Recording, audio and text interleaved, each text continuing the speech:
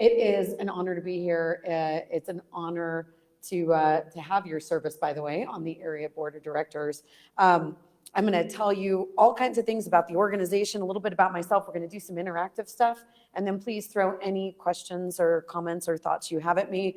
I really love speaking to realtors and folks out there in the community because you all see and hear things that I don't. You have ideas and insights that I don't, and all of that really informs the strategic direction and the work that we're doing on behalf of the region. So let's get into it. Just a shameless plug. I do always, when I speak, like to make sure to recognize, especially our major investors. We have a lot more folks in addition to this that are very plugged into our organization. But as you all know, without support, nonprofits do not exist. So I definitely want to recognize that. All right, so what is area? And I'll back up a little bit because I was having a lovely conversation as we were kind of getting started here earlier. I am honored and privileged to have now been in Greater Albuquerque for 3 years. I kind of blinked and it happened. I don't know. I got here in the middle of COVID, and my favorite little story about that is, of course, it's the middle of COVID, October of 2020. And October 26th to be exact. And I know that because my furniture was 3 weeks late because we had a shortage of delivery drivers. I was moving from a role I'd been in Northern California for 2 years. Previous to that, I was in economic development for more than 15 years in the greater Phoenix area, in a rural community, as well as running economic development for Scottsdale. I mentioned that because the rural community I was in, so all of you are very familiar with housing and master building. We went from 1,500 to 45,000 people in that city while I was there in 8 years. And I was the deputy city manager by the time I left. So I enjoyed a lot of time dealing with master plan communities and signage kiosks and, negotiating major regional floodplain issues and doing all that. And again, a very rural community, building a city hall, building a police force. So I have a tremendous amount of love and appreciation for that and the work people do in growing rural areas, but also working in an urban environment. So being able to mash all that up was pretty exciting. But so I was moving here, furniture was really late. Didn't realize that you could have 4 seasons in one day in Albuquerque because nobody told me that. So I got up to go to work and get my computer with my COVID mask on and realized there was 5 inches of snow outside and I didn't have the heat on in the house. And I only had like one summer dress that I brought just in case. So went straight to Macy's, bought a coat and boots, went to work and got going. So really happy that we haven't had that yet, but I'm looking forward to it. All right, so what is AREA? The Albuquerque Regional Economic Alliance. I'm going to tell you more about how that name has come to be because we've had a couple of different names in the history of the organization. And this is actually a recently revised mission statement as of December of 2021. Was actually approved by our board. It used to say that we attract and grow jobs for the region. This is a very, very intentional change in our mission statement, talking about leading and executing strategies and thinking about the fact that what we do is really intended to drive an inclusive economy and economic prosperity to everybody in the community. So I don't believe in economic development from the standpoint of let's throw a lot of incentives at things and just try to get as many announce as many jobs as we can. Not all jobs are created equal. Not all different industries impact the economy the same way. So we do have, and what I think is so amazing and beautiful about this market and community is we do have the opportunity to be very intentional about how we drive our economy, but we need to take the time to do that. So, okay. Everybody's going to play with their phones anyway. So I've got a couple of questions to get you guys going, and I figure we've got some people watching online, right? So I'm going to ask y'all a couple of interactive questions now. We're going to kind of see the results in live time, and then I promise this will come to bear later in the presentation. So you can go to pollev.com and enter AED134. There is also on the next screen, there's like a text option, and that should be at the top of the screen. Let's see if that shows up. But hopefully you can easily just go to a browser, pollev.com, and then enter AED134. Fair enough? Feel like y'all are getting there? Okay. So we're going to hope that that worked. This is a good mic. Another option is if you want to join by text, you can send AED134 to the phone number 22333 if you're better texters. All right, so let's jump right into it. Looks like you guys are pretty savvy. All right, in 5 words or less. And by the way, a little spoiler alert, I like to ask this question of a lot of people when I do these presentations because I'm collecting your input and aggregating it. And so this continues to inform me all the time. 5 words or less, what do you think others outside of New Mexico think of when they hear Albuquerque, New Mexico? The reason this is really important to me is that, and we're going to talk a little later near the end of the presentation, a little bit of a spoiler alert. Sometimes what we think they think of us is not what they think of us. And so it's we've done some recent research that I'm going to share with you all at a really high level. So, okay, and I don't know how to scroll this down. Let me see. There's got to be a way to like see more. Oh, there we go. Look at that. Look at me learning how to do things. Okay. Wait, let me go back to this one. Sorry. There we go. Okay. Okay, technology. All right. Bugs Bunny. I like that one. I thought that too. Okay. All right. So I'm seeing Bugs Bunny, Blue Myth, Breaking Bad. So a lot of our pop culture, you guys are kind of pointing out. All right. Breaking Bad, Balloon Fiesta, etc. Mountains, deserts. Okay, I'll take the mountains and deserts. Balloons, green chili. Why not red chili? Hello. Okay. All right. Apparently I know what your favorite is. Okay. Awesome. Okay. All right. We're going to move on to the next one. So I got at least a sense of what everybody in the room thinks everybody thinks. If you had to move from Greater Albuquerque, what city or metro would you choose to live in? Right? Anywhere. I mean, not like Milan. Let's be a little reasonable. I mean, unless you're doing really well, and then I want all your secrets. All right. Florida, Scottsdale. The moon. You never know. San Diego, Austin, Colorado, Denver, Florida, Georgia. Texas, Cabo. Cabo's reasonable. I think that's reasonable. All right. All right, so we like San Diego for sure, and Colorado, okay. Oklahoma, Utah, Nashville. So I see a lot of places that have really good brands, right? So a lot of great positive brands externally, great branding for awesome places to be, where there's a lot to do, right? All right. Awesome. LA? I don't know who wants to go to LA. I'm going to argue with you on that one. Eugene, Oregon, Dallas, Fort Worth, Phoenix. All right. I've got just a couple more questions, and then I'm going to throw y'all through a big slide deck of all kinds of fun stuff. Okay. So what do you think would be the top 3 most important factors for a business if they were to consider relocating or expanding? Unfortunately, and I don't know why they're not all showing on the slide, but we can start with this. Okay, so you can pick up to 3, right? Quality of life, cost of doing business, growing a local economy, tax policies, workforce, transportation, land, proximity to customers and suppliers. So you all are seeing all these in here. And by the way, again, this is helpful to me because I'm collecting all of this. I'm going to be using it in the future.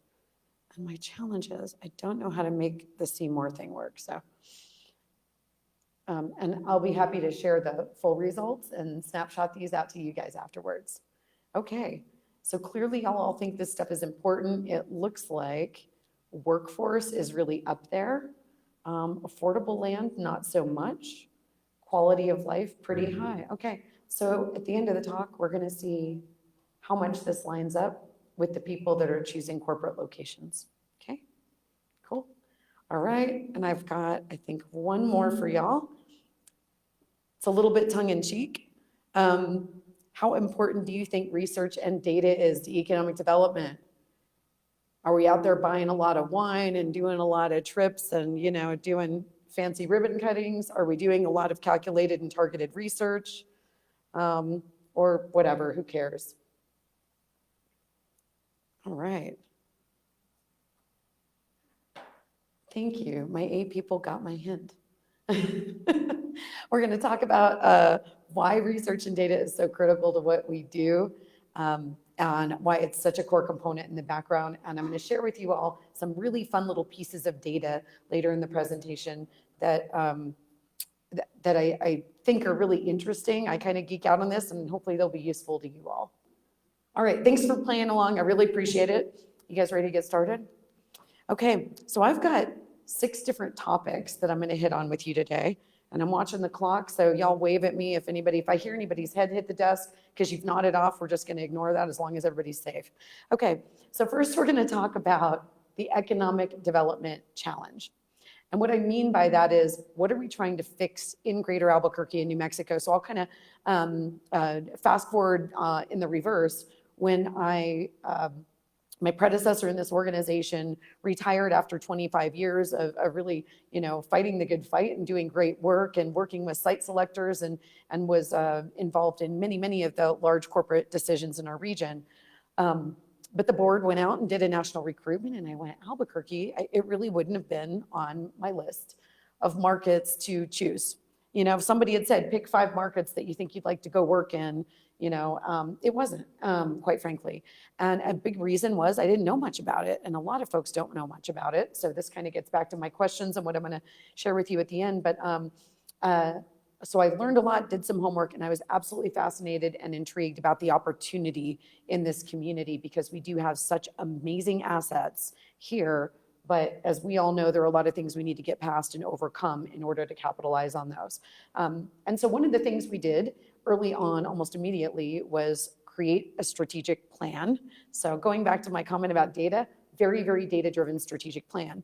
Data can take sometimes a lot of the emotion out of things and help you really look at things for what they are in an objective manner. So the biggest thing we found out when we first started doing our strategic plan is we said, okay, well, maybe the economy here is fine. Maybe we're all kind of doing okay.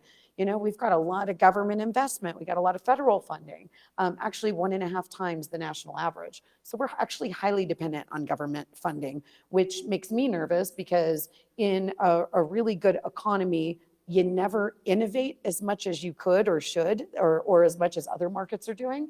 But it never gets so bad that there's kind of this sky is falling mentality where we actually have to proactively fix things, right? So our economic cycle is a little more like this, and as opposed to this in other communities. Pros and cons to that, right?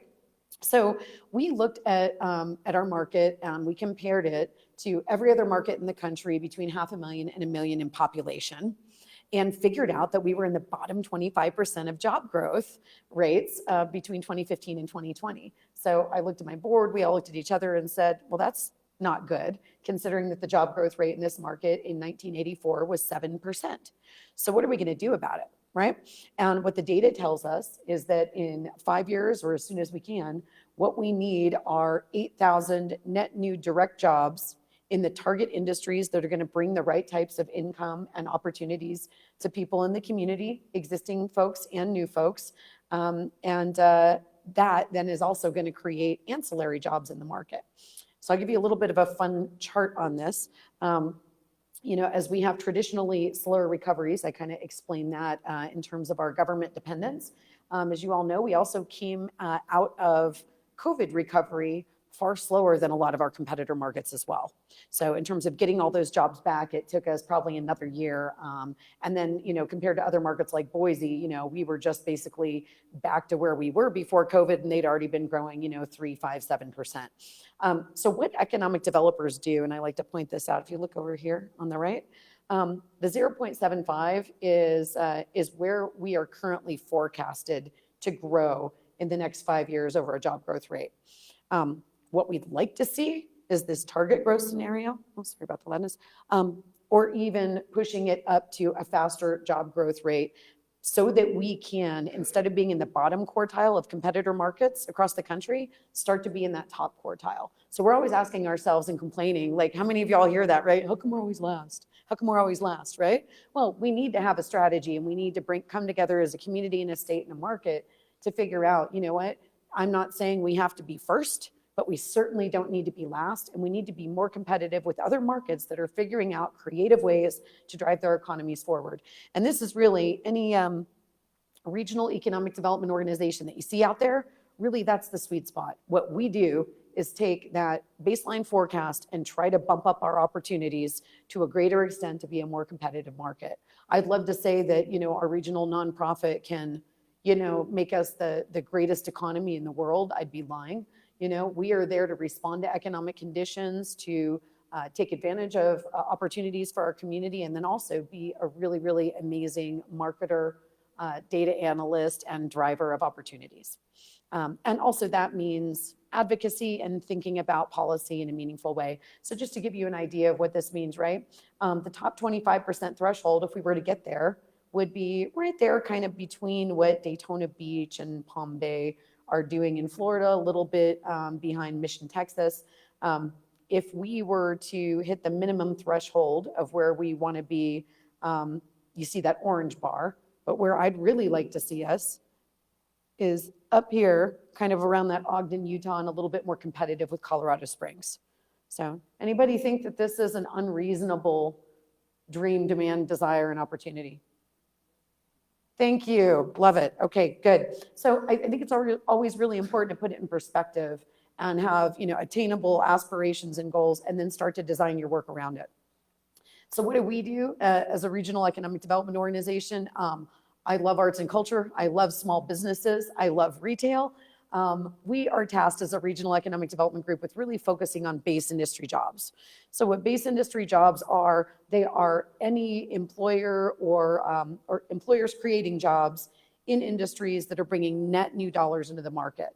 So you are creating something and exporting it, and new money is coming into the community, as opposed to, again, love retail, love the Amazons of the world, but primarily they're circulating money in the community because someone's got net new payroll because of an export industry, right? So we focus on that. My answer has always been, as a regional economic development partner, if we can do that, then that's how we help Main Street. That's how we help mom and pops. That's how we help the housing industry, and making sure that people have really great incomes. And I love these multipliers. So what a multiplier really is for every one job created in certain industries, they create the demand for more jobs in the community, right? So professional and technical jobs or durable manufacturing, they're creating the demand for 4 additional jobs in the community for each position there. So think about, we need folks selling houses, we need folks at the grocery store, we need people doing all of those things, and those jobs create that demand because of the payroll that's going out into the community. So it really matters.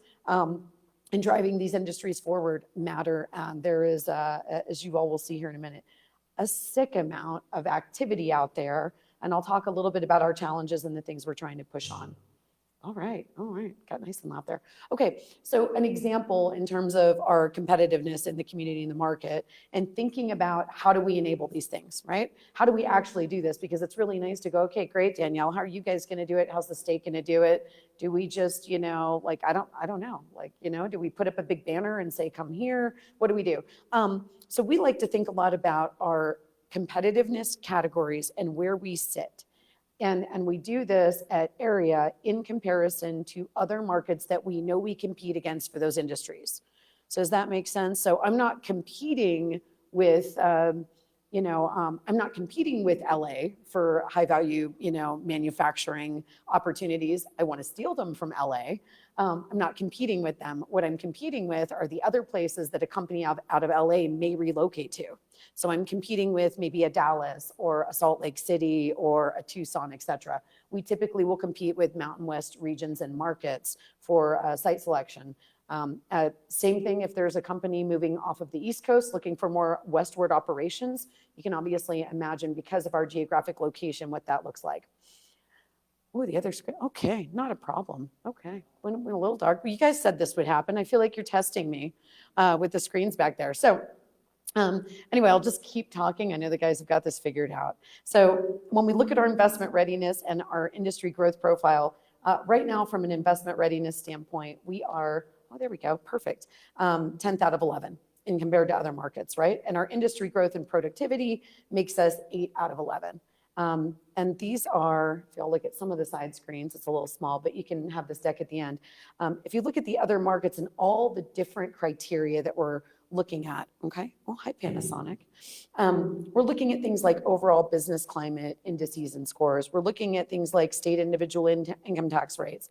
If we were in just one category, if we were to increase our local inventory of commercial space, consistent with our competitors, so other markets, right, that are out there and they're adding new product and new facilities for businesses to operate in, we would actually go all the way to 6 of 11 for investment readiness instead of 10 out of 11. Okay, great. So when we look at all those aggregate indicators and things that are driving and affecting our competitiveness, I really like us to hone in on what's the one thing we can do to actually move our position and our ability to possibly win more opportunities to drive these jobs. Cool. All right. We've got 30 examples like that if you ever want to see them. But for the purposes of getting through these slides today and not having you all retire while you're in the room, I'm going to move forward. So I just wanted to give you a little bit of a picture of that on how we think about competitiveness drivers and then what we're trying to do about it. And I'll talk about that at the end. Okay, so regional collaboration. So why do we even exist as a nonprofit? And I'll talk to you a little bit about why I believe that regional collaboration is absolutely critical. First of all, I see it as an absolute best practice. Every consultant I've met with throughout my 20-year career in economic development, you all, I'm certain, could tell me tons of stories about people moving to the community. Is there a business saying, well, if you live in Rio Rancho, we're not going to hire you in Albuquerque? Heck no. They're saying, please drive to Albuquerque and vice versa, right? So we're looking at a market. All the businesses I ever talk to are looking at a region and looking at an economy, and generally anywhere that labor will drive to and anywhere where you're going to have buyers and suppliers and other access points that are part of that economy. So we serve the metropolitan statistical area. Fancy census terms, really it's the 4-county region. And truthfully, I have monthly standing meetings with the city of Santa Fe's economic development team just to swap ideas and talk about what's going on and make sure we're collaborating. And I really want to see that collaboration increase exponentially. So in the strategic plan we created, we have a couple of big goals in terms of this regional collaboration, and I'll get back to these a little bit later. But these are really, really important to us. It's about leading an external business brand development. It's about also ramping up our lead generation work. So our organization has been around for a really long time. And quite frankly, one of the things I told my board after we got our strategic plan done was that, not only has this region and our organization been drastically underfunded to be competitive, when you look at other markets similar to our size, from a state level on down, we've dramatically underfunded economic development. So when you all think about, I'm sure there's lots of slides in this later, but when you all think about things like our wonderful New Mexico True brand, what if we had a business brand where people actually understood what was going on in our market and what our market opportunities were equal to that? So we're really trying to ramp this up in a significant way. Talent is a critical driver. And then also thinking about, again, that illustration I just gave you a few minutes ago, how do we remove barriers to making our market competitive? Sometimes this means policy and legislation. Sometimes it means quality of life. And how do we all pull together and think about how we're impacting positive activities in downtown, for example, right? So it can mean a lot of things all in between. Some of the examples on the sides are just things that we've been working on in recent times. So I'd like to point out our organizational structure and how we partner, because I get that question a lot, like, why do you exist and how do you work with the state and what goes on? So the State Economic Development Department obviously is the economic development arm for New Mexico. They manage the state level incentives, the statutory as well as the discretionary incentives. They run really amazing programs like our job training incentive program, which is very aggressive. We leverage it constantly. They have a marketing arm of the state that does all the outbound lead generation and business attraction work. So at the state level, this is the group, the New Mexico Partnership, that's going out to trade shows or trying to meet with site selectors and do all those things on behalf of the entire state. Guess what their budget is? $900,000 for the whole state of New Mexico with 4 staff. So I will tell you all, that is a travesty. They work so hard. And so just even at a state level, we need more investment. So they're great partners to us. So what will happen is clients, I think I got more slides on this, will come into us through a myriad of ways, but we will always be the regional response and proposal organization back to client inquiries that come in through the state economic development team, the partnership, or direct to us. So what we're doing is we're putting together a regional proposal on why Greater Albuquerque makes sense, why these 5 different properties across the region would satisfy their requirements, why the labor that they're looking for can be satisfied, because we're going to bring in C&M and other partners and talk about it.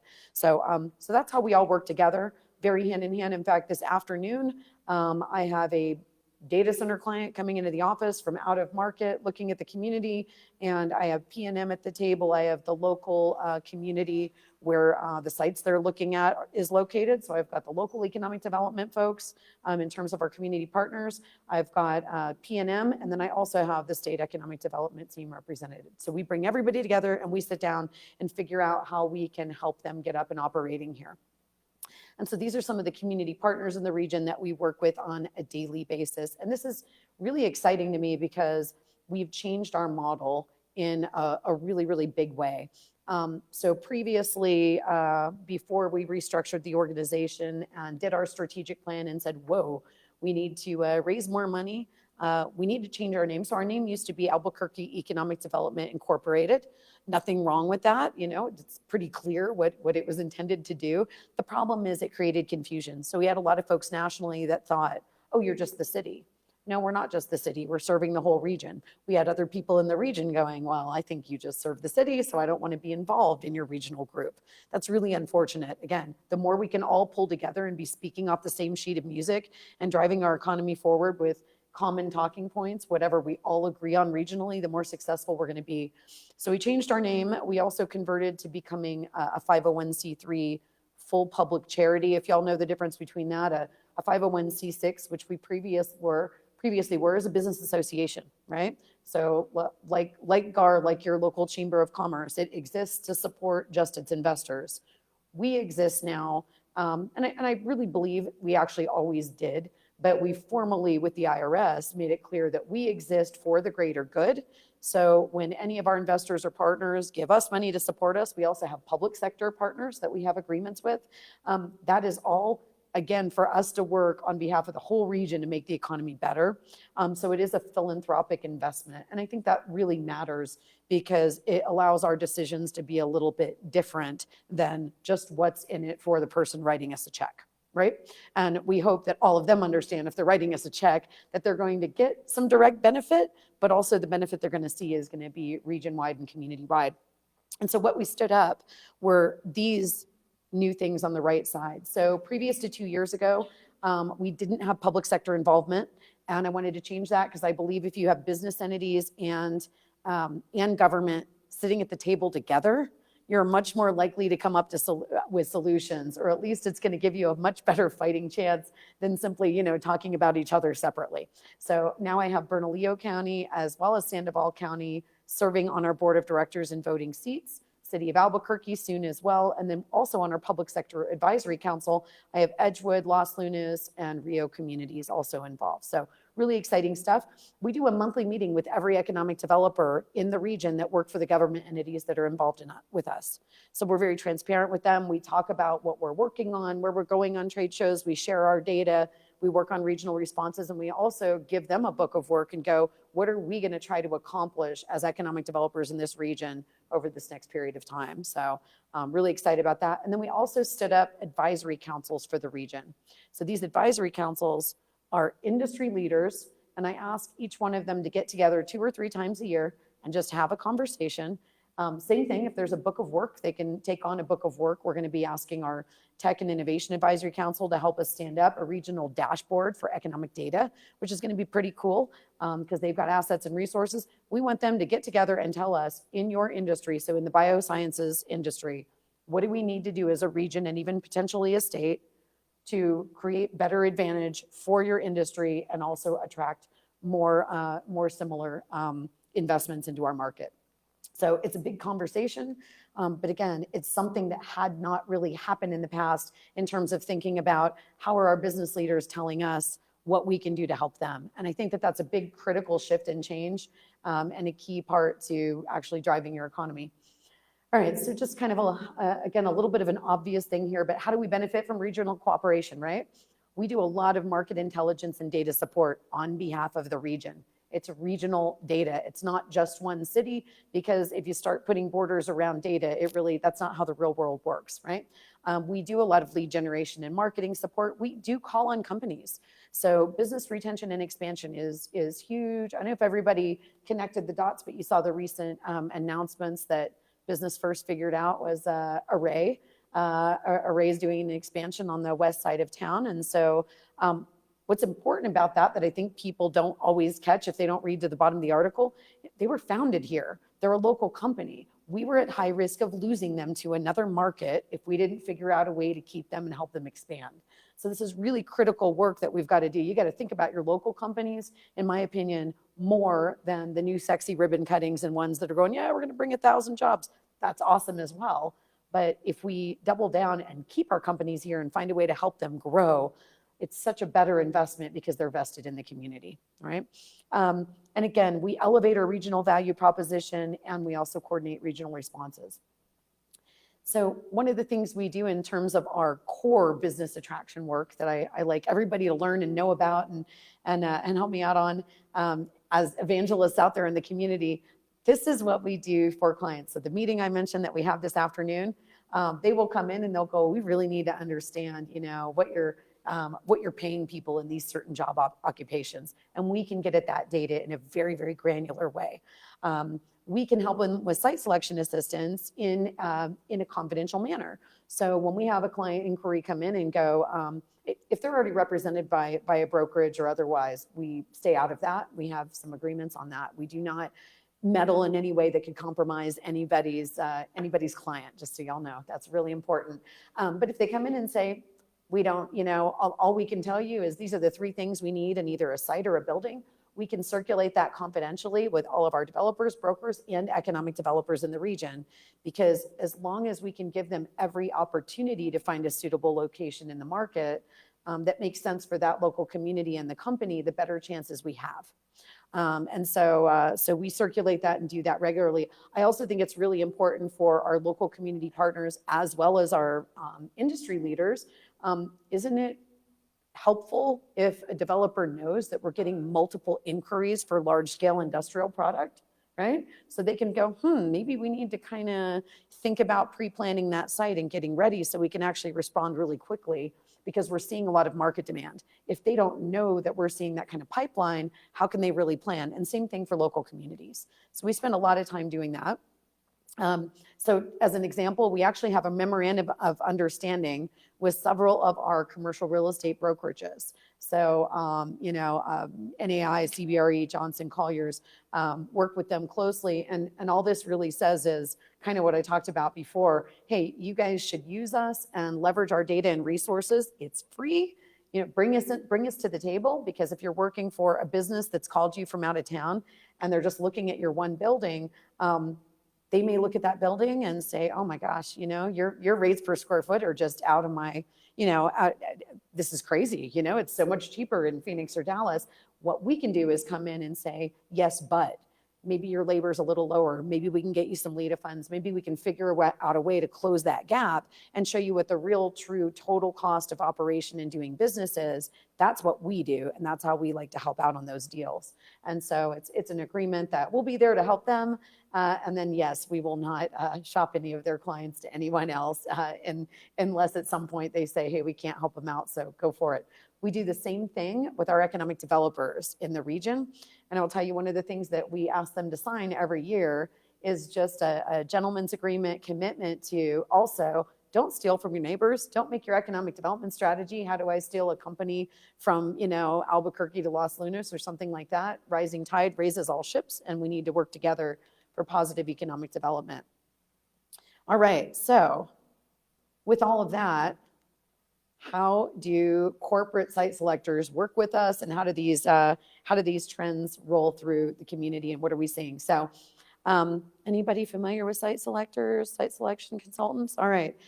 So economic developers love them because they drive the biggest deals out there, right? So you'll see groups like Ernst & Young or JLL, CBRE has big site selectors. There's also a lot of boutique firms, but in reality, there's probably about 100 or 150 individuals leading shops around the country that if there's a large corporate decision that has hired a site selection consultancy to help them find their next business location, again, there's not that many of them. So we know all of them across the country, and we spend a lot of time calling on them, talking to them, showing them our community, and also making sure they know about the advantages in our market. So the second we pass a new incentive tool, so for example, last year, if you all are aware, kudos to the city of Albuquerque and the state of New Mexico, they passed new legislation allowing for tax increment, not just on property tax, but also on GRT in metro redevelopment areas. So what that means now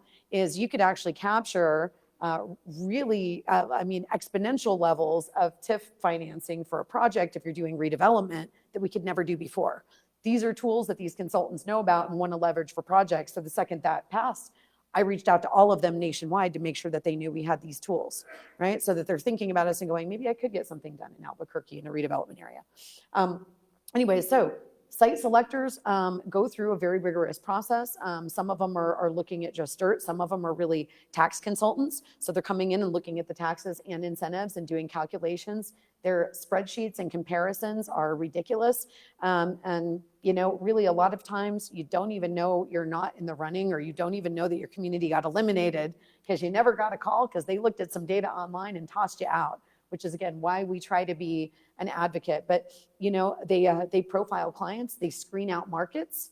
A lot of times then they will go, okay, great, we want to be in the Mountain West. Let's look at, Tucson, Salt Lake, Dallas, and maybe throw Albuquerque and El Paso in there for fun. And their whole job is to whittle down those locations until they find the one that makes the most sense. So they do a big qualitative adjustment, look at site specifics, and then finally, a lot of folks often think that the incentives and tools like that are the first thing they talk about it. It's generally the last thing they talk about at the end of a deal when they're trying to decide whether going into a market, if there's a delta. So, I wish I did economic development in the 80s because there was a lot of golf and wining and dining. It was so cool. But my golf game never got that good anyway, even though I was in Arizona a long time. So it's fine. Got the outfits, not the, I have like no core strength. So anyway, it's changed. Data is readily expected. They will call and ask us and expect us to have amazing amounts of data. And then again, as I said, often the goal is to eliminate locations. So when you look at all of this data and this list on the right, we have and track and maintain all of this information at all times. So I say that because I want you all to know how we can be a resource. So when we are trying to go after leads and opportunities, you'll see just one of them are those national site selectors, those 100, 150 or so folks that we go to conferences and meet with and talk to. We also meet with national brokerage offices. So if we go to a trade show in Southern California, we also take a few minutes to go visit a couple of these folks in their home offices and tell them what's going on. Referrals are huge. So a lot of our pipeline are partners in the community saying, hey, I heard about this guy. We're working a couple projects right now that because of their connections to aerospace and defense industries that have come to me from Senator Heinrich's office and staff going, hey, there's this really cool company you guys should look at. And they kick them over to us and we start working that deal and trying to figure out how to get them here. So we also do a lot of really significant in-house research. All right, so getting back to one of the questions I asked you all earlier, I asked you all what you thought were the top things that businesses would be considering our market for, right? What was more important to them than anything else? So Area Development's a great magazine. They do this survey every year. They survey consultants as well as corporate entities. And so what I always tell folks, if you look up here, labor, so from a corporate standpoint, right? Labor, quality of life, availability of labor, and now energy is becoming a huge, huge thing. Why? Because Inflation Reduction Act and CHIPS Act, from a federal standpoint, we're vastly subsidizing all these industries and trying to reshore them. So energy is critical. I will tell you all, P&M has the weight of the world on their shoulders right now, trying to figure out how to satisfy all these requirements. So whatever you think of them, have some empathy because these guys are working really hard to try to figure it out. And also right now, remember that our utilities are actually not permitted to proactively say, hey, we want to put a transformer in there, we want to build that infrastructure out. They actually are required to wait for a client or an opportunity demand to build that out. So that's something simple that could change at a state level, and then we could figure out how to fund that infrastructure where we could really get ahead of the curve in a meaningful way. So again, when you look at these combined ratings, what I always tell folks when I first came into the market, they go, well, we're not a right to work state, so what do you want to do about that? And I go, well, it's not in the top 5 on any list I've seen. So I'll worry about that once we've solved for labor, infrastructure, energy, and also site availability. Make sense? Cool. And you can download those reports. They're actually really interesting, and they're free online anywhere. And so this is just a very simple example on how site selectors will actually score our market and our community. And I'm going to start going really fast now because I got lots more slides, but they're quick. Okay, and just kind of a case in point, in April this year, we had we did a big survey, got responses back from about 25% of those national site selectors, and asked them about our market. And this just really underscores what I've been talking to you all about. If they looked at our market, did we make the top 10 in the last 3 years? If we were in the list, and majority of them said yes, but they also said, you know, did their client, of those ones that we actually made it into the top 10, did their client pick our market? Well, of course, 3/4 of those said no. And here's why, right? Workforce availability, transportation, and availability of buildings and sites. So again, if we understand what we've really got to solve for to win opportunities and business investment, then we can be really intentional about what we're doing to affect outcomes, right? And so when I talk to a lot of folks, you know, we talk a lot about crime and issues like that. I will tell you, that doesn't come up in these conversations until much later, and we've actually done a really good job of having frank conversations with businesses about that and how we can solve for it. That comes up later, because if we can't demonstrate workforce availability or the ability to create that pipeline for them, and we can't show them that we've got property for them to go into, nothing else matters again. So we've got to solve for the key things that are even going to get us on the list. And so we are advocating pretty heavily for the need for site readiness, which means fast track permitting, dedicated site improvements. We need more facilities with less than a 1% vacancy rate in commercial, and especially in industrial. I got nowhere to put these clients that are coming in. So we're dealing a lot now with opportunities that would be, you know, a ground up build. But if I can't get them the ground up build fast enough, then we lose there too. However, so this is one of the things that you can all take away with you, and would love you to, again, be evangelists out there in the community. If we can figure out much more creative ways for our state to help invest in public infrastructure, then look at just the fiscal impact return. So if we were to say, hey, we need, you know, a couple $1 million of public investment proactively, and this is the key. Not, oh, we've got a company that wants to be here tomorrow, please solve for the sewer or water. We actually do a really good job of that right now. The state does a great job in that. What we need to do is look at a property and go, boy, I could market the hell out of that if we had that $1.8 million of infrastructure in the ground today, or at least could say that it's already underway or it will be built out in 12 months and we have dedicated funding. And what that gets you on a fiscal impact return, that's direct dollars into public sector coffers. Direct dollars that would be generated would be 5.3 to, I'm sorry, on the direct fiscal impact, 1.6 to 1. So almost double their investment. And then the total fiscal impact, that ancillary investment, then what people are spending at mom and pops and Main Street and downtown and the grocery store, 5.3 to 1. So to me, it's a no-brainer. We're continuing to advocate for that in a big way. And here's why. These are just some big high-level examples. Tennessee, Virginia, West Virginia, Mississippi, these are just the ones I'm tracking recently, are all putting millions of dollars into site readiness programs just on the planning statewide. So I'm trying to get our state, you know, and all of our partners to go, what if the state were to put a couple $1 million into just analyzing sites across the state and figuring out what it would cost to get them their highest and best use proactively. Again, Arizona now is reimbursing 80% of all public infrastructure to communities if it's for a manufacturing project. So that means a local community in Arizona can go, you know what, we're going to go ahead and take our CIP money and build that out in the hopes that we land a manufacturer. And then once we get one, the state's going to reimburse us. How cool is that? Wish I thought of it. Okay, so I want to talk to y'all really quickly about building a business brand and a couple of other things. So this is my answer to your question earlier, right? We did some extensive research with Albuquerque Business First. So most people do think about the weather when they think about Albuquerque, New Mexico. What I think is important, they think about the weather, they think about pop culture.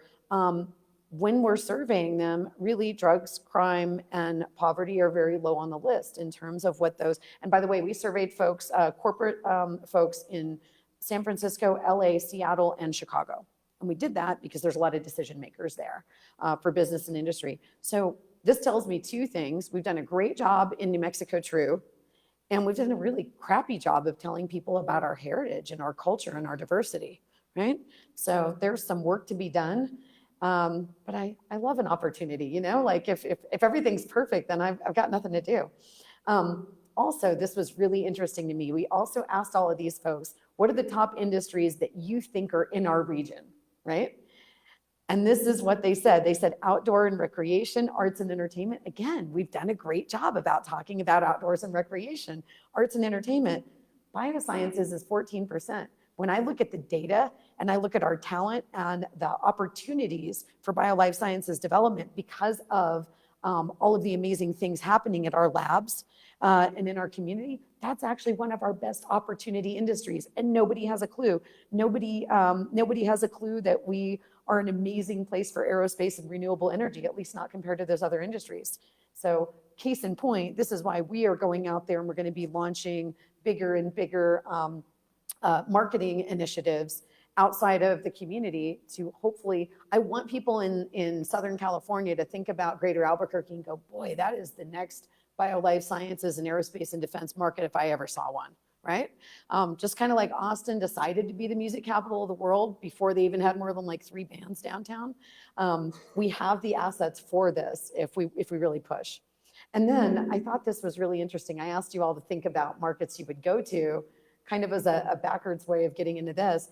We asked them, what communities do you think we are most like? Because I want to understand their perception. Has anybody been to Stockton? Don't.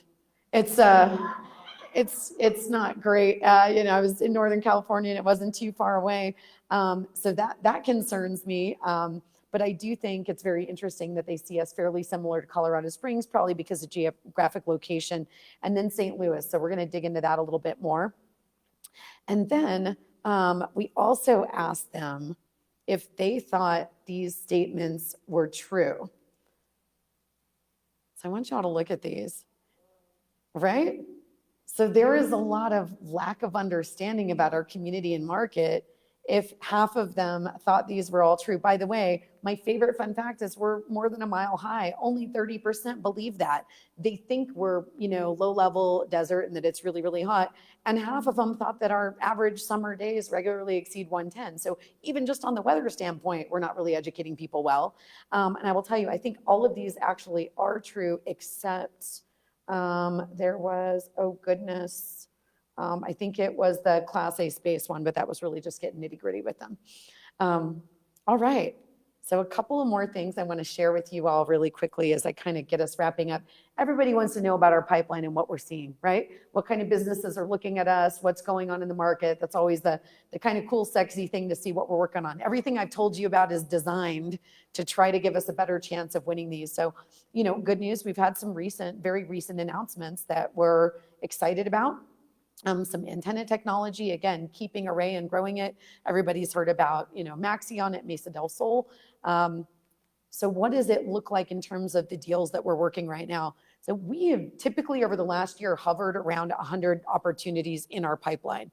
Everything from a really weird lead inquiry where we're like, okay, we'll get you some data and see what's going on and we'll monitor you, or a company we've targeted and identified and gotten a meeting with, and then they say, okay, we're going to make a location decision in, you know, like 24 months. Those are leads, all the way down to finalists that we think are going to make an announcement in the very, very near future, very high propensity. And then where are we getting these leads, right? So a little bit under half are being directed to us because they've gone in through the state of New Mexico, and that's where they've made initial contact.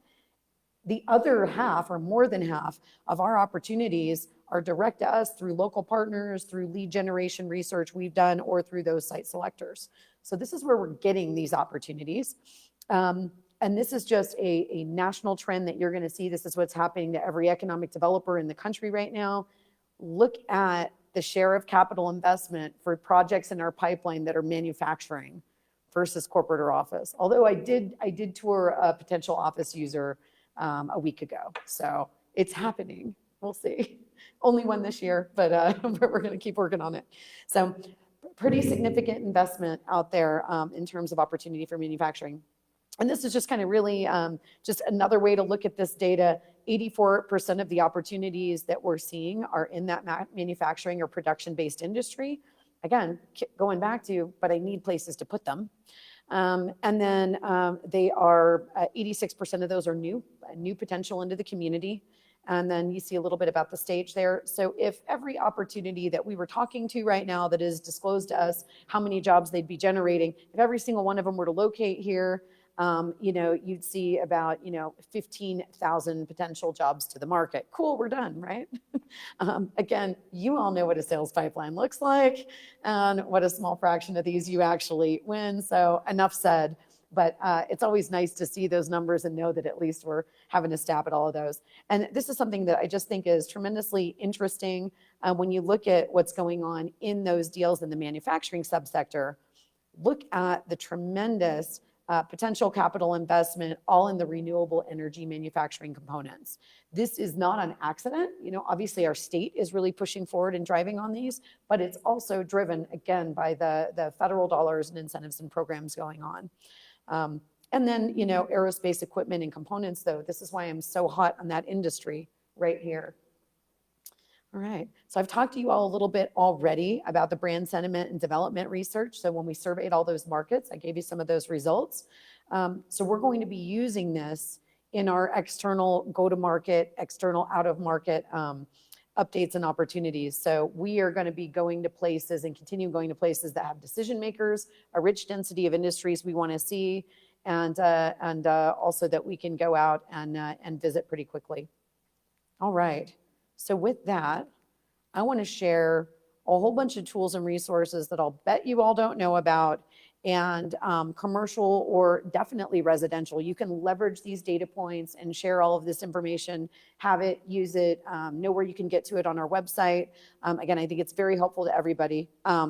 These are on some additional slides too, but I want you to think about if you're ever out there talking to anybody, we can run very detailed economic impact analyses. So if there's a business and you go, boy, hey, we should connect them with Danielle because they're thinking about moving, or we're kind of hearing some stuff on the street, or maybe they want to come in. We can actually run calculations to help demonstrate what their direct and indirect economic impact would be to the market to make the case for investment or make the case to the local community or the state on why we need to help. We have a lot of great GIS databases. We can get really detailed on cost of living analysis. There's actually a free tool on our website y'all can use when you talk to people from a residential standpoint. And then we can also do a lot of company vetting and research to see if they're a legitimate mark for us, for the community. I threw a couple of my favorite slides in here really quickly for you all because I think they're very cool data points that you all can share. And again, you've got a copy of this slide deck to have and enjoy afterwards. Our average regional commute is about 24 minutes. Did y'all know that? Okay, I got people that already knew that. I figured you would. What I think is important, it's about 5.5% less than the metro peers in the Southwest. So that's great. I will tell you, when we put this in front of business clients, they're like, wow, that's cool. Because they're not thinking about that data in those comparisons. You all know all of these things in terms of quality of place. It's just a really nice snapshot slide. And all of this is in a joint report we actually did with CBRE. It's a talent report. I got a QR code here in a second for you on it. Obviously, our cost of living is advantageous. With housing prices and interest rates, who knows? But I think everybody's in that boat. So hopefully it's not just us. Misery loves company. But we actually have a really great cost of living calculator that I have a QR code on here for you in a little bit. Another great little fun fact I like to throw out for you guys are, this is really I just think that's cool and interesting. So when you're looking at markets in the Southwest with 500,000 or more in population, while we don't have necessarily as many jobs as some of those other markets, our concentration and our growth in those industries is pretty exponential and leading. So these are really positive indicators that tell a story about our community and our market And we use this to articulate to businesses, again, you should be watching us, because if we are first in pharmaceutical and medical manufacturing 5-year job growth compared to those other peers, that's a great opportunity for them to look at us as, wow, this could be the next it market for something like that, right? So this is really important. If you ever have questions on anything like that, give us a call, because we run a lot of data in these arenas. And this is just another way to kind of plot things out and show, you know, count of jobs versus those 5-year growth rates. Another thing that we highlight a lot when we meet with business clients is diversity. This is huge. We're actually going to be looking as an organization to see if over the next 12 months we, and hopefully sooner, put together, you guys hearing a lot about ESG, environmental, social, and governance. So actually European companies are now being required to report on their footprint in this space. So if we can put that together for our region and show them that they don't even have to do the homework and they can come here and meet their ESG requirements, this is huge. And because of our diversity and our low cost of renewable energy in this market, makes us very, very advantageous for corporations that are thinking about checking these really important boxes that are not just important to their boards of directors and their investors, but also to their employees. I just think that this is cool, cool as all heck, you know, that we are number one, again, in comparison to other markets of 500,000 or more, for female aerospace engineers and operations techs. That's super cool, right? And we can underscore this over and over and over. We have a lot of women leading in the market. I'm sure you all know, hopefully, about Reach Higher and access to education for all, and are leveraging the heck out of that. We're doing that as well. So companies come in and they ask, all right, great. Well, what about childcare? What's the state doing about childcare? What's the state doing about education? If we can tell them, hey, if you're relocating your company and they're bringing employees and families, this is something that they can access in New Mexico. So again, something to continue to market. And then we track things regularly, like the Tax Foundation. This is pretty cool stuff. So if you actually look at the Tax Foundation, instead of going, where are we last and where do we suck? Where are we first? And where are things that we can really highlight in a positive way? So effective rate by investment type, we're actually the most advantageous for research and development, according to the Tax Foundation. We're number 2, again, compared to the peers that you see highlighted there, in terms of corporate headquarters investment. So think about these things and how we can tell a better story about our rankings, as opposed to going, oh man, you know, we just suck in general, you know? There are actually some really great areas. If you're a technology center, our effective tax rates are highly advantageous. So also think about, obviously, these are the types of companies and businesses the area is trying to chase for all of you. And so just an example of some of the data analyses that we can run, and we do pretty frequently, are things like competitive operating costs. Sometimes we look better than others, sometimes we don't. This is just an example of an industrial manufacturing facility, which kind of made up some general numbers, looked at an average. And so what you can see here is overall total annual operating cost. We're neck and neck with Boise and Salt Lake. So we should really be, you know, rising in the ranks for any companies that are considering those markets, or maybe even considering exiting those markets or having another footprint. So 18.9% total savings over the group average, if we let San Francisco and LA in there. So we like to throw those other numbers in there. Again, it's a nice way to kind of skew it a little bit to where we look really good, but it still looks positive. Same thing for looking at Class A office operations. Okay, just a couple more little QR codes. Again, you guys are going to get this. We have a very cool site selector database called abqsites.com. This is for commercial properties, but the cool thing about this is, first of all, everything that's listed in Carnum, we have a direct data feed. So if there's a property that's listed in Carnum, it's showing up in our database. The difference with our database is you can look at a property, or you can just drop a pin on a map, or look at a listed property, and there's all kinds of information. You can say, okay, great, I want to know what the demographics look like in a 1-mile radius. I want to know what businesses are within a 10-minute drive time. I want to know what your educational outcomes are. So there's a tremendous amount of stuff. We also have incentive layers. So if you're looking at a property, or somebody is, and they go, Well, I want to know where the transit lines are or the bike lanes or other things. We have all of that layered in, state incentives, local incentives, metro redevelopment areas, all of that. So it's a really, really interactive, and guess what? It's all free. You can download all that. You don't have to give us a name or do anything. And these are reports that you can go in there and generate. So if somebody's going, I'm looking in this neighborhood, what the demographics look like, you can go in there, drop a pin, export that report, and just have it as a PDF for your own happy joy use. So we also have an online jobs board. And the reason we have our own online jobs board is so that we can vet these. So it's not like be a secret shopper or, give us your resume so we can troll you or do something weird. These are vetted jobs with bona fide companies in greater Albuquerque that we work with. So then what we do with these is, for example, let's say we've got, an engineering job, right? Or I don't know, some welding positions somewhere.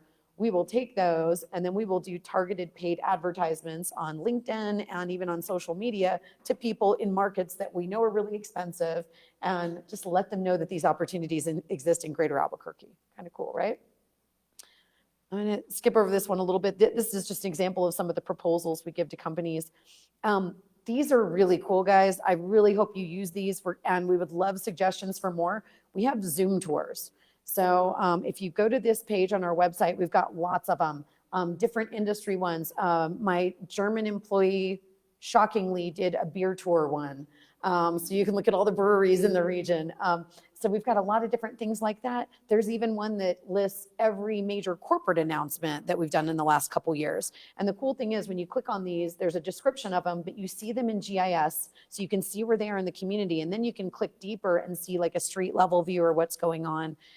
So these are really awesome ways to show people if you get a call from someone out of market going, well, what's it like there? This is kind of like a little virtual experience. And so we've got tons of them. So please use those. They're only useful if people use them, right? We also have a website that I really need y'all's help giving me content and information on. So it's kind of been a beta for most of this year because frankly, I just haven't been able to dedicate the resources I want to it, but it is live.abq.org because abq.org is our website. This is designed to basically be a landing page for anybody considering moving to our market or living in our market through a regional lens. So there's even a fun little quiz that, asks them, well, do you like a rural community or an urban community? You're going to bike to work or drive to work? Spoiler, no matter how they answer those 4 questions, they're going to get 2 or 3 different neighborhoods or communities in our region. So I would love y'all to look at that and tell us what we're missing or what we could tweak. Our cost of living calculator is embedded in this. So you can go to that page and click on it and go, if you're making $100,000 in any other market, how much do you need to have the same quality of life in greater Albuquerque? And it'll break it down to cost of groceries. So that's a really useful tool. It's free for anybody to use. We pay for it. So please use that site. And it talks about industries and other things. This is the talent report we did with CBRE. This is now our 3rd year. It's about 40 or 50 pages. It's everything you could possibly want. It talks about our talent completions, our diversity. It talks about our educational programs, talks about hot markets for commercial, even lists all of our incentives. So a lot of our businesses have been using this as a talent attraction tool. So please, it's got a really nice interactive launching page and everything. So I know I'm way above time now already, but the good news is I've got 3 more slides, so we're good. If you ever want to know what we're up to, we put all of our reporting online, and we have a lot of free programs. By the way, again, I'll go back to 501c3 public charity. We do multiple events a year that are just kind of like this, but I'll bring in a panel and maybe we'll talk about bio-life sciences industry. The last one I did, we used HB Construction's rooftop, and I brought in people and dialed in a national site selection consultant to talk about the critical need for site readiness. And we dug into that, completely free for anybody to come check out. And sometimes we'll record them and put them on our website. So please know you don't even have to be an investor or formally engaged to get resources from us. And then finally, we are trying to start doing text messaging for updates for folks, but we are not allowed to sign anybody up. They're really strict about this, so you have to sign up. And very last but not least, we have a big annual dinner coming up. It's super cool. There's going to be a lot of little space aliens and fun things, but the whole point is our strategic plan is called Area 1.0 because it really is the first strategic plan for regional economic development. And we're going to be talking a lot at the event and thinking about what will our economy look like in 2051. So with that, thank you for the extra time. I knew I could go long. This is a QR code to my Blink card. If you want my contact information, you can scan that. Thank you so much for your audience and attention today and for everything that you do to help drive the community. Thank you. Questions? Absolutely. Yeah. What? Yeah. Crossed your mind. You can breathe now. Cool. There's a couple people that I know, Ashley Strauss-Martin's one of them, who can talk for 2 hours and never take a breath. So, and you did a great job. Thank you so much. Appreciate it. Questions? Please, yes. Are you actually thinking of getting the grocery receipts back? Oh man, is it thinking about getting? I mean, I've heard that there's always those rumors and legislators that are talking about trying to tackle our tax code. I'll kind of go back to that would be cool, but if we don't figure out a way to address our anti-donation clause or our interpretation of anti-donation clause for public infrastructure, I guess basically it's kind of like what I said about right to work. I would, if we were going to spend energy somewhere and we've got a bucket of energy this big, I would worry about anti-donation and figuring out how we can help our state invest in infrastructure now because we've got more money than we've ever had. I think we're, putting money now in money market accounts because we can't get it out in the streets fast enough, which is crazy. And it's all intended for, supporting those infrastructure needs. So it would be great. I'd rather have infrastructure first. Anybody else? Anything I didn't talk to you about that you were expecting to hear about or wanting to hear about? Yes, ma'am. How does the general condition of the housing market, the shortage affect people moving because you just don't have enough housing? Oh wow! Apparently, yeah, exactly. Huge. Just as loud as I just popped in that mic. It's critical. So when we've looked at companies, so we try really hard to tell the positive story right now, but we've got to get more housing online. Absolutely. I know that again the county and the city are talking about working on some MOUs. That's really got to get kicked into high gear. So I couldn't agree more. We get questions from especially major employers that go, great. I'm paying a good wage, so maybe their average starting salary is maybe around $40,000 a year, which is positive, especially if it's a career trajectory. And they go, cool, people are going to have to drive 20 miles because there's no workforce housing. And I think there's in every community I've seen too, as you all know, there's always that misconception or misunderstanding of the difference between quality workforce housing and community housing, affordable housing and subsidized housing, right? So. Yeah, it's tremendously important. That's one area where our organization really took a deep look as a board of directors and said, okay, what do we lead on? What are we responsible for? And then where do we partner and where do we support? So housing is certainly one thing that we want to support on. And as there are conversations, we can be a strong advocate for just what you said. If they're trying to get more housing out of the ground, we're trying to get sites approved and get more platting done. That's going to be important because otherwise we're not going to get these employers, and those employers are going to support people already in the community. Yes, ma'am. What conversation with CNM and UNM as far as education and training existing, communities here and elevating that workforce? Yeah. Absolutely. Well, I think so. Again, coming from the Phoenix market, you kind of what you know, and what I watched that community doing economic development there for a little under 2 decades. I watched it go from a call center, data center, and very, very construction dependent economy to one that very intentional is now, a tech leader and has the biggest announcement, really in the entire country from TSMC going out there.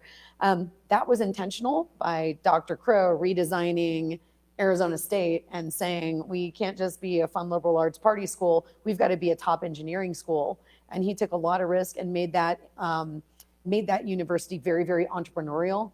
So I think because of our strategic plan, I'm very, very optimistic that we've got the opportunity for really big conversations and driving initiatives with UNM So we have a new head of Lobo development, which is David Campbell. He's got a lot of really great experience at Mesa del Sol and in city management. So I'm very optimistic about where that goes. UNM is also a major investor in area. So hopefully that, makes you all think at least they're very aligned and bought into our strategy. So now we've got to start doing the big work, right?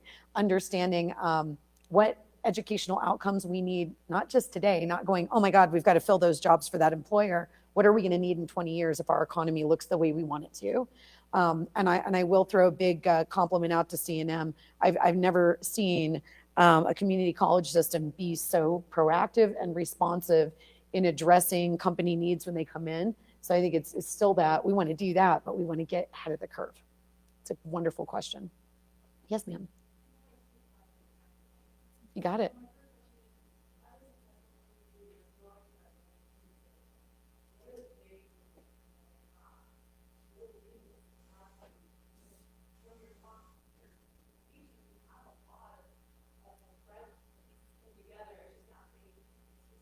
I love that analogy.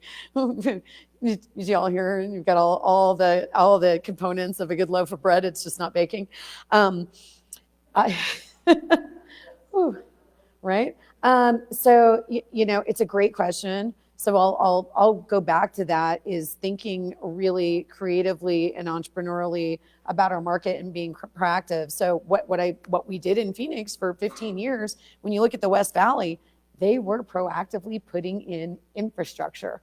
They're doing local development agreements. The last deal I did in Scottsdale opened up 150 acres of state land, and we saved 3,000 jobs with Nationwide, and then created a development agreement that required them to create another 2,500 net new jobs, and got major investment there. And that was a $25 million public infrastructure reimbursement deal just from the city to that entity.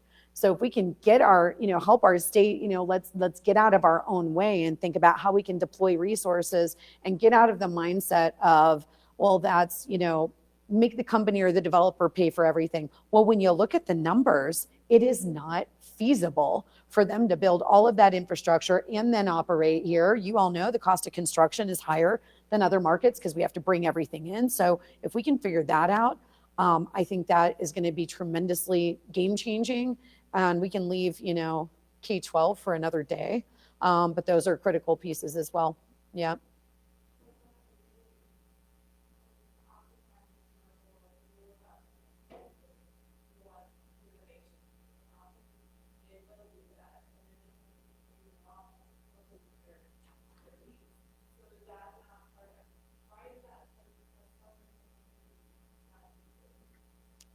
No, yeah, I think what I'm talking about in terms of if there's, political will to create the tools and the mechanisms to allow us to proactively get that infrastructure on, it's not that hard.